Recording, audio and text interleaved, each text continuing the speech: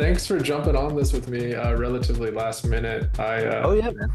I don't know. I just thought I was originally going to do this only like once a month, and that's kind of the plan moving forward. But I don't know. I feel a little bit like on a small press, you're like on a fucking sports team or something, and I kind of I want to. I don't know.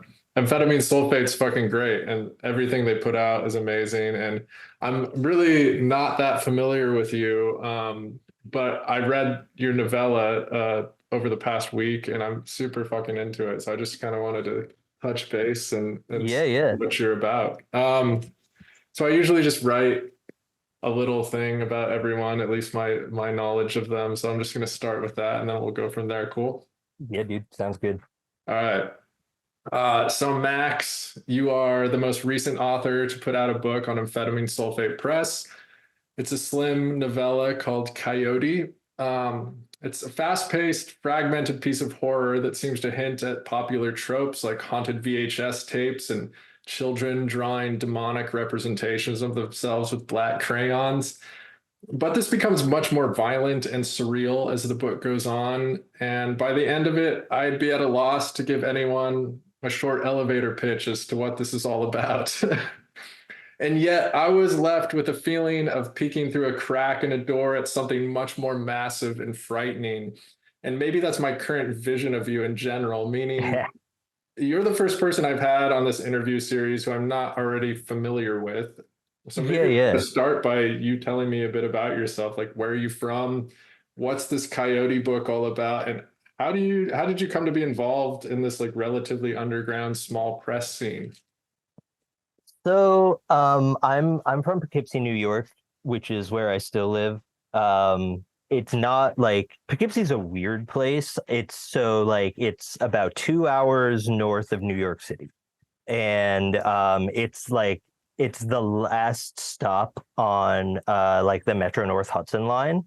I've had Okay. people argue with me that technically it can't because of that it counts as part of the metropolitan area.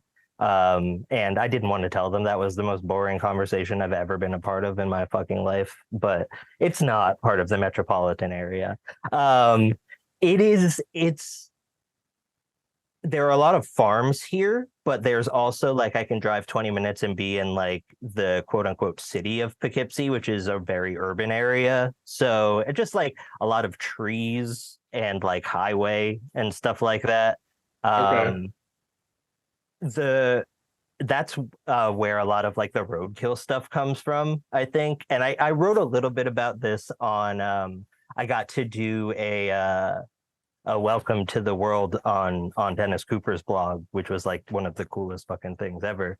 Oh, Um, fuck yeah. Did you reach out to him or how did that happen? so Philip reached out to him. Okay. I think probably because I'm not very subtle about how much I love Dennis Cooper. I'm really not subtle about anything.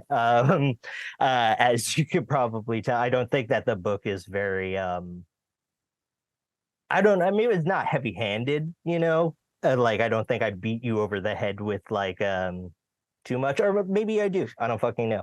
Um, I mean, I don't think so. I think I mean, whatever. It's neither here nor there, but yeah, it's fucking good. so but yeah, no, I wrote like a little bit on the what I wrote for the piece on that ran on DC's blog just about how like I don't know, it was like it's a regular occurrence to just see really horrible roadkill, Like I've seen like awful fucking things just driving down the road. Um and I don't know, it's like that's I think painted my idea of where I'm from in like a weird way is that like uh and I think I kind of describe it like this in the book, which is very much based on like where I'm from, is that it's like almost like a town and a highway carved into the middle of a forest, Hmm. you know? It's Yeah. so Poughkeepsie's a weird place. But yeah, so that's where I'm from. That's I think said that kind of paints you know the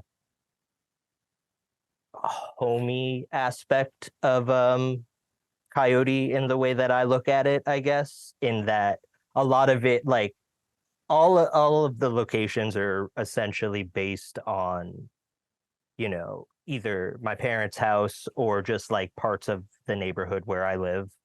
Um, and in terms of how I got into like the, you know, indie lit scene or whatever, I started writing some short stories that because I went to film school.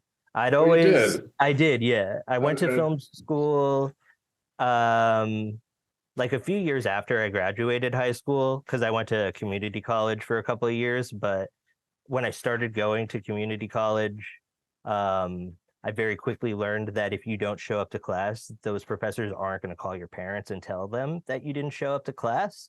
So that it just didn't work out for me. I was never a very good student. So it just like wasn't meant to be. But with film school, it was very different. It was like an intensive program, I guess. So it ran straight through the year from January to December. It was a lot of Okay. hands-on work. And that's always really what I wanted to do was make movies. That was kind of like the goal and had always really um just been like what I wanted to do. What? So hold on a second. I'm gonna Yeah. guess you were into like horror films, right? Yeah, horror definitely is Okay. a huge, huge part of it. I'm uh that's definitely where it started, but like also in a weird way. So like when I was in the sixth grade, for some reason, I could not tell you how this started. I became obsessed with being able to see A Clockwork Orange. I don't Okay. know why. I don't know why it was A Clockwork Orange, but it was like that was the movie that I was dying to see. Um, I don't have any older siblings. So like in the book I write about my friend with an older sibling who has Okay. like is allowed to see R-rated movies, which is based on a real friend. Like cuz I wasn't allowed to watch a lot of R-rated movies when I was growing up. Um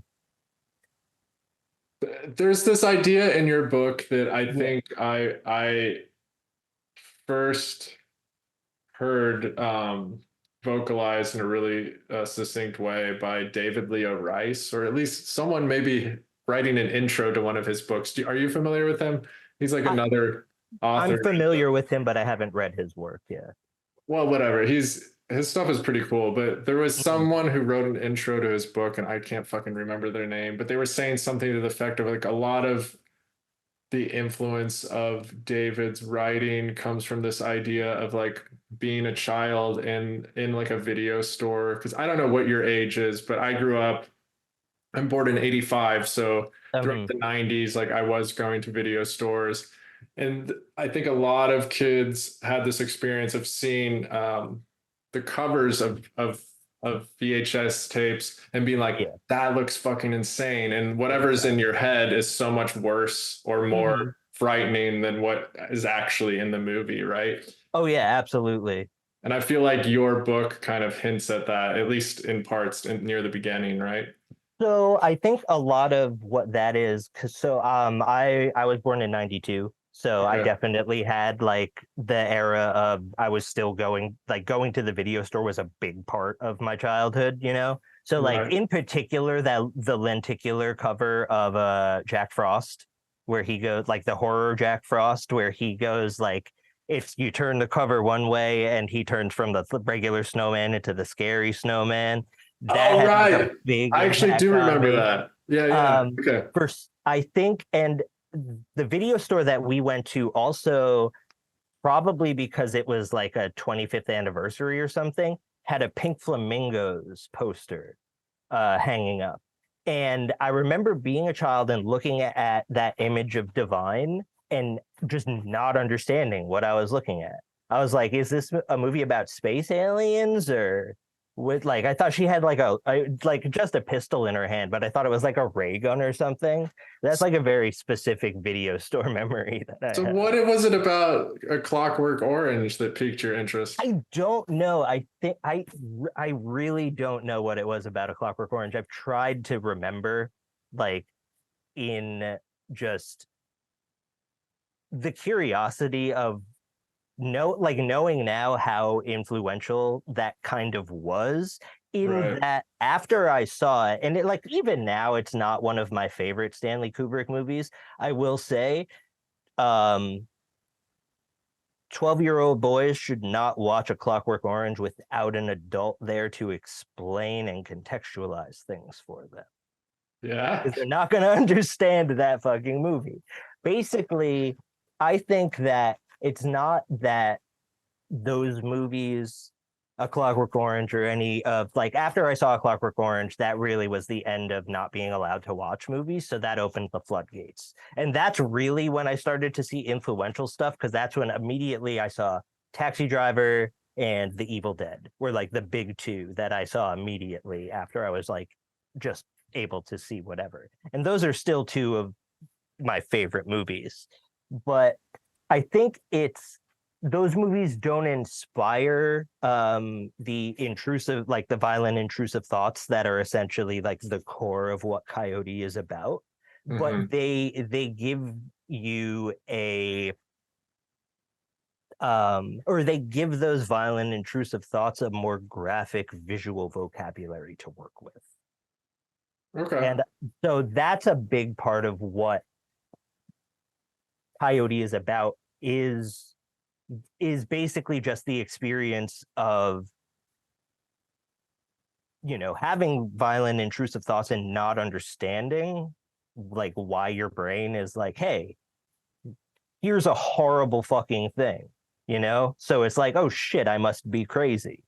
And so Right. it's basically just leaning into like the anxiety of that. And a lot of it is very based on personal experience.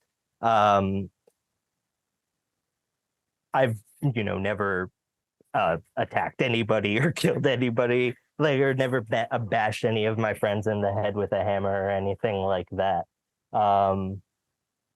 And I have no desire to do these things.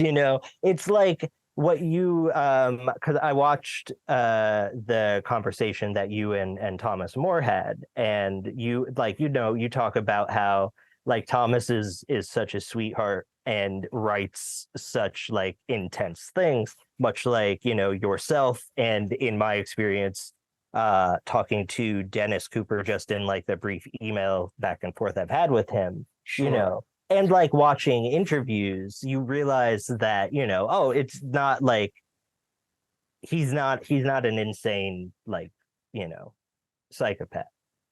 It's Sure. just what comes out in terms of expressing yourself.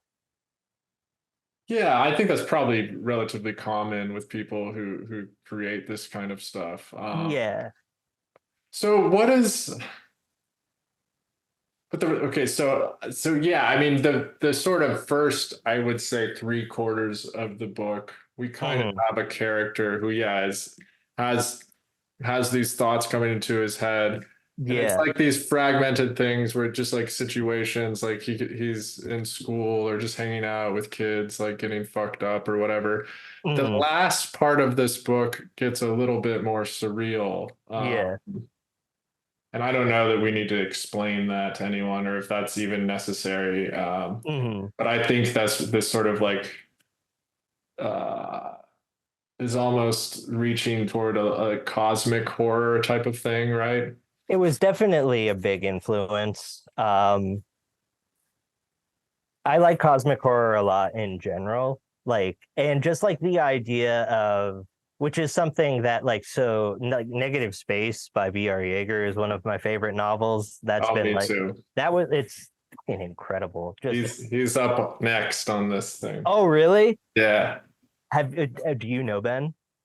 Not personally, like, I've reached out to, like, we've DM'd a handful of Hmm. times, but I honestly don't know that much about him. So Oh, So I became friends with him just through like DMing because I read Negative Space and was Oh, like, okay. holy shit, this is the best thing ever. So he's the nicest dude in the world. So that's really exciting that you're gonna be talking to him, All right, just cool. as like a fan of his. But no, Negative Space was it was a huge thing because reading that book, I was like, oh, did I recognize these people, like these characters, as people I know? You know, it was one of the first times where I had like, I love Stephen King. I love Stephen King, but that dude sounds like a fucking dork when he talks about smoking weed. And whenever I was reading Negative Space, I was like, oh, okay, this guy gets it. Like he knows what he's fucking talking about. All right, I had read that. I wrote down a question about Stephen King Sure. because I was just trying to go through your like social media and just see like what the fuck are you about? And you do Most, post a lot about Stephen King, or yeah, yeah, well, yeah. which is like whatever. Like he's the Mhm. biggest horror writer perhaps of all time, at least within our lifetimes. Um, but I read a number of his books when I was like really little, and Mhm. I'm sure they influenced me in some way. As soon as I found out about like Brett Ellis and Dennis Cooper and stuff, I guess I took on this like affectation in my 20s that Stephen King was like too basic or whatever. And I have this feeling in my head, and I don't know if it's rooted in reality, but for one of the examples is his reaction to Kubrick's adaptation of The Shining, Mhm. which I feel like has a kind of pessimistic ending, whereas I think Stephen King's vision of the world, even though he, delves into Mhm. all this horror, is kind of like is relatively conventional in sort of the optimistic ending or like the hero's journey type of thing. And I was wondering what your thoughts are on that, because a lot of what you're talking to me about your influence, Mhm. aside from King, seems to be some pretty like gnarly horror, or like I don't know, Dennis Cooper's work, for example, Yeah. regardless of what we think about him as a human being, Mhm. is pretty bleak, right? Oh yeah, I mean it's very, very e- extreme to say the least. Right. But without getting distracted about talking about Dennis Cooper, um, in regards to King's like view of the world, you mean? Like, Well, I'm just curious. I don't know what the question is exactly, but mhm. meaning that he's obviously a big influence on you Yeah, and yeah. probably anyone who's interested in horror in general. Hmm. Um, but I feel like, at this point in my life, as a little bit of a more mature adult, I'm much more open to, I think, this positivity. But I'm curious how this coalesces with I your interest in pretty in fucking bleak material, and then still being like Sure. Stephen King is the god, even though like to a certain degree, like he's got it on lock, but he's also like a little corny, right? Oh no, without a doubt. That dude, look, as much as I love Stephen King, he has written so much. Not all of it is good. Some of it is really fucking bad. And I'm sure he knows it. Like he's the first to he'll admit like he has like, his lists of like books he's written that he just does not like, you know? Um Okay. Stephen King for me is big in that the he opened the door for me. Yeah. That was a big part of it. I also think that, like when I was younger, I didn't read much, like I have ADHD, so like concentration is not the easiest thing for me. And when I was young, like in high school, I was the kind like I was like, I want to read fucking like House of Leaves and like Cormac McCarthy and William Faulkner and shit that's gonna take like way more effort than Uh-huh. like, you know, reading something by Stephen King. Um I don't I so I actually kind of did come to King later in life just in like the hyperfixation from cinema of mine that had lasted for so long kind of shifted over to literature in the last few years. Okay. So for King, it's really like it's he started out as I think more of an influence in terms of the stories that he was writing for me before I had really started reading more um I don't want to say more interesting works, but like you said, he is more of a traditional author. He Right. very much like, he is very much a traditional storyteller. He's great at that. Like it's not something that I feel like I could sit down and do the way that he does. Um Are you interested in that? Like from my perspective, what regardless of your answer, yeah, I yeah. almost kind of want to read a book by you that has, I don't know. I feel like Coyote is so much, it's a fucking tease. I'm gonna say that a little bit, right? But it's like your first book, right? It is, yeah. Okay, so I mean that's fair to say. I'm This is very curious what you do next. I so much. There's a big part of me that I do want to tell stories.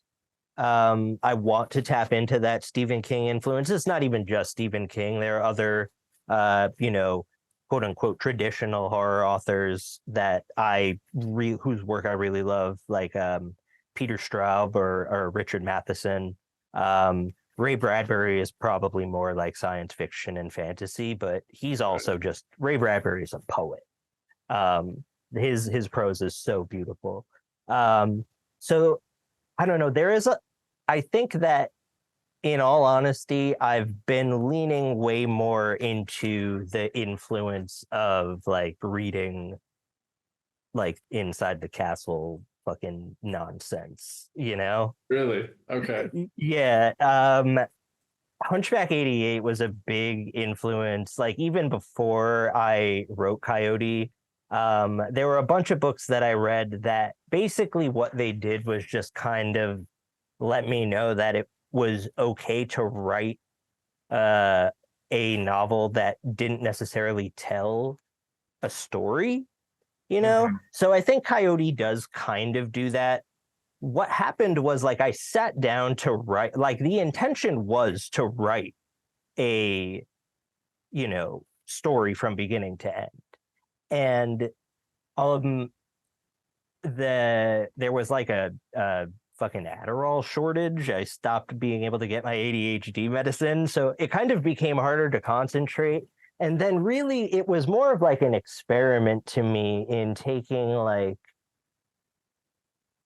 disparate pieces of things that I'd started and not found like, a way to finish, or just like images that I liked. And aside from like the like horror influence, and I realize I'm wearing the t-shirt right now, but so Gummo is and always has been, like since I was 16 and saw it for the first time, an enormous influence on me. Um, in that I felt like I didn't necessarily I wasn't beholden to telling a story in like a linear sense in terms of events. I wanted it more so to have like an emotional flow to it. I think that's more like the emotional cohesion was more so what I was going for. That's probably now that you say that out loud, that the relationship to Gummo as like a structural thing for Coyote makes a Hmm. ton of sense. Yeah. For anyone, I assume a lot of people who are into my shit and your shit will be familiar with Harmony Korine. Yeah. Um, if not, they can go watch the movie or whatever. It's Mhm. pretty widely available. Interesting. Okay. That makes a lot of sense. It is like fucking horror Harmony Korine, at least that era of it. Yeah. Thank you. I'm gonna think. I like to think of it that way. Well, I mean, I don't know. Don't go around thinking of myself being like, yeah, I made horror gummo, but I do like that. I'll say Uh, it. I'll it say it. was, Gummo was a huge influence. But like also in terms of books, Frisk was a huge one. Frisk by Dennis Cooper, Sure. obviously. But a big part of that was that he called the character Dennis. And I was like, oh shit, like this dude is really brave to do this. Like to put his name into the book and like kind of create this, horrifying character. And like it was almost like an admission that his brain works that way. Hmm. And after reading Frisk, I wrote Body Mash, which is the second part of Coyote. That started as a short story that actually ran on Expat, ran that a couple of years ago. And I had written some stuff around it afterwards. And so like there was like a shorter version of Coyote that was called Body Mash that L Nash read and edited. Oh, And cool. so after getting L's notes, that's really when I was able to kind of like I started thinking about it in terms of longer, And like it was more fragmented in the version that L edited, but that central body mash piece, which really like for the most part is remained the same except for taking her advice in certain aspects of it, um has remained like the kind of like core of the story to me. Cool. Real quick, you mentioned in a DM to me Yeah, that you met Maggie Seibert because you were maybe on tour with your band or something. yeah, What? In my head, you play some kind of sludgy metal. I don't know if I that's true. fucking wish. What do you do? What kind of So music? I play the drums. I haven't played in a band in a few years. I like it was never like my favorite thing, I always Okay. really enjoyed playing the drums. I started playing the drums when I was like 10, but it was really just playing drums in my friends' bands. Um, but so yeah, I was in a band called Quarterbacks, and Quarterbacks. yeah, it Okay. was, oh God, like I don't even know how to describe, like they were pop songs, like guitar pop songs, but we played them as fast as we possibly could, like as if we were a hardcore punk band. Is this So, stuff online, like on oh Spotify yeah, or you can Bandcamp? find it on. We have there's one album that we did that it's like 19 tracks. The album's 20 minutes long. Most of the Uh-huh. songs are under 2 minutes.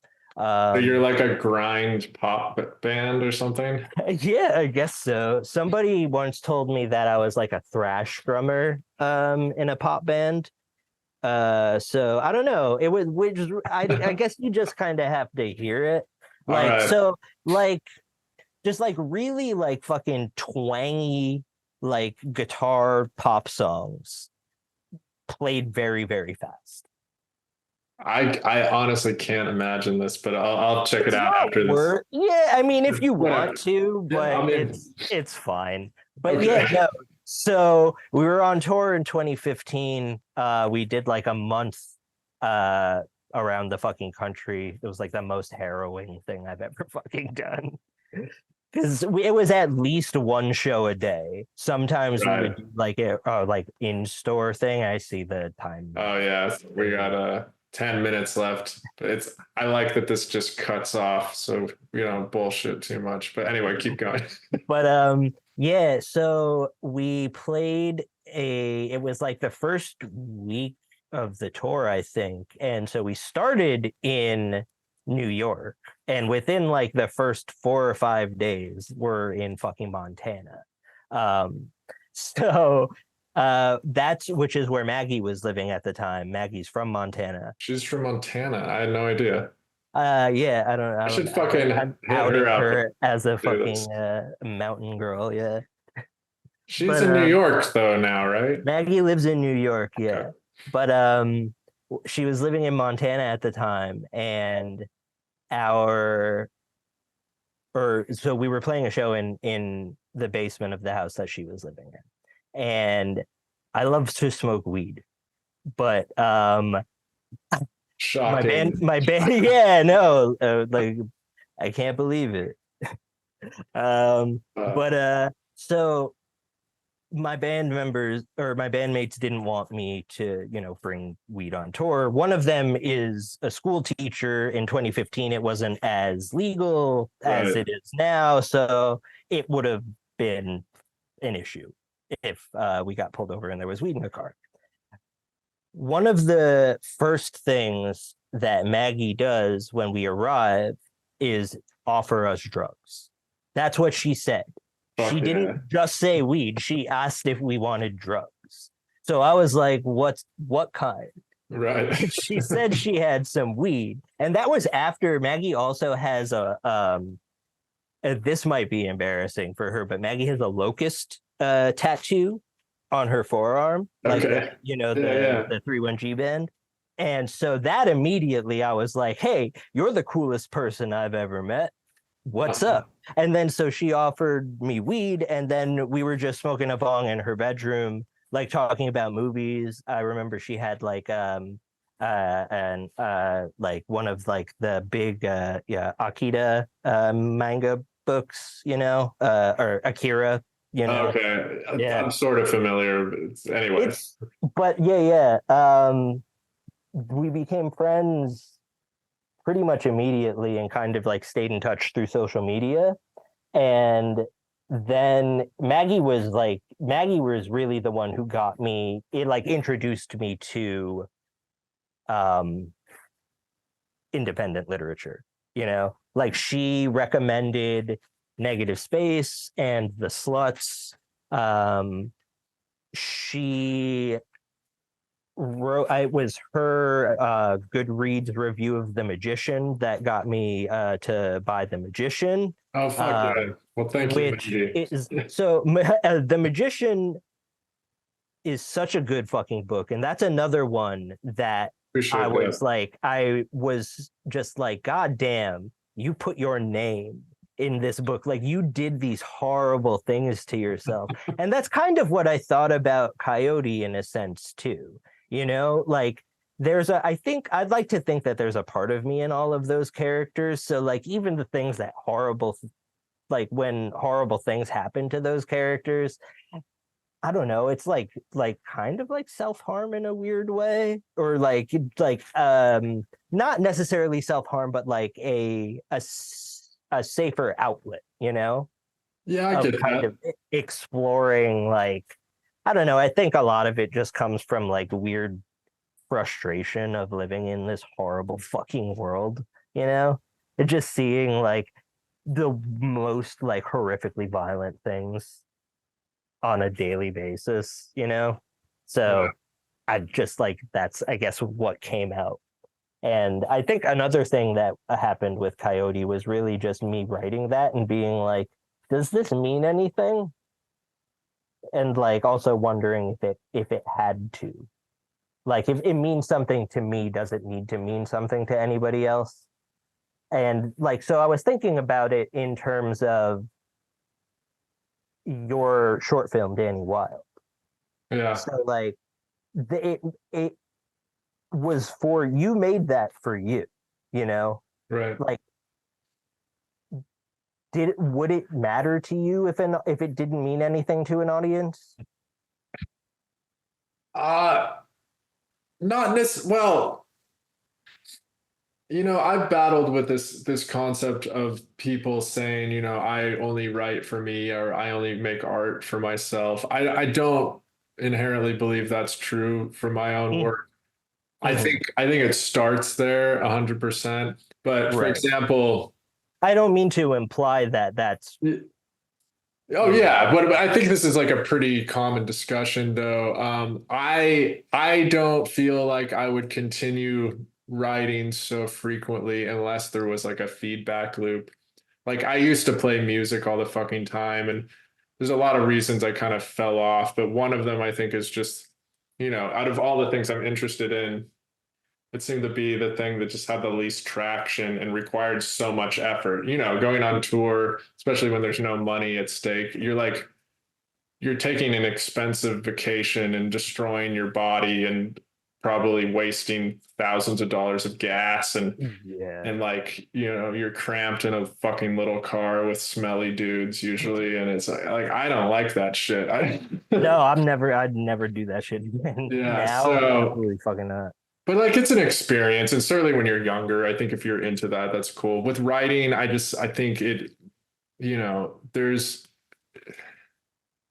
well, the film you're referencing, I wouldn't do Yeah. that again. I mean, that had a No, lot to no, do with my no. friend Luca. I know we have very little Sure. time here, and that's explained in my new book. But Which is fantastic as well. And thank I you, wish appreciate so that. I wish we had had more time so that we could also discuss creation because Well, it's okay. so You gave a really sweet review of it on Goodreads. I appreciate that.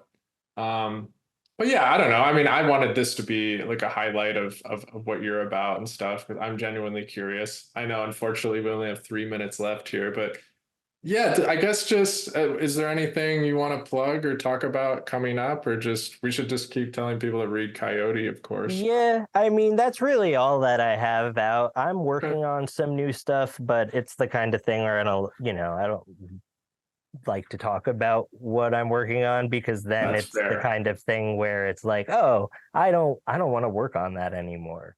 Like hearing it out loud sounds fucking dumb. Yeah, fair enough. I mean, you shouldn't then. Real quick though, I just want to, because you're on amphetamine sulfate, and I at least Yeah, did yeah. a couple of things with them. How did you get in touch with Philip? Because I feel like I this is a very That niche was the thing. thing. So like I was a big fan of a lot of the books that he'd published. Yeah. Um and Elle said that she thought she could see my work with amphetamine sulfate. And like hearing that, I was like, okay, cool, but like, can you don't like? And Maggie said the same thing after Maggie edited like the full draft of Coyote. Oh, really? Um, and she would also gave me, like suggested presses to send it out to, and one of them was amphetamine sulfate. And reading that, I was just kind of like, can you just submit to amp sulfate? Like I thought that was just kind of like Philip would reach out to you. But so I just emailed him through the contact on the amp sulfate website, and I mean, to be fair, I sent it to him in November of last year, and I heard from him in June. Oh, okay. So Like it took November quite a of the while. prior year? November 2022, I sent it to Amp Sulfate, and in June of 2023, June 13th, because it was the day Cormac McCarthy passed away. Oh shit. And I announced that I was going to self-publish it, and then Philip DM'd me on Twitter and was like, "Hey, I fucked up. You still want to do this?" Is basically what happened. All right. Well, on that note, it's a great book. Everyone should get it. This is about to cut off, but Yeah, it's really nice chatting with you. I'll DM you in a minute. Okay. sounds good, Chris. Thank you. All right. Thanks so much, man. Bye.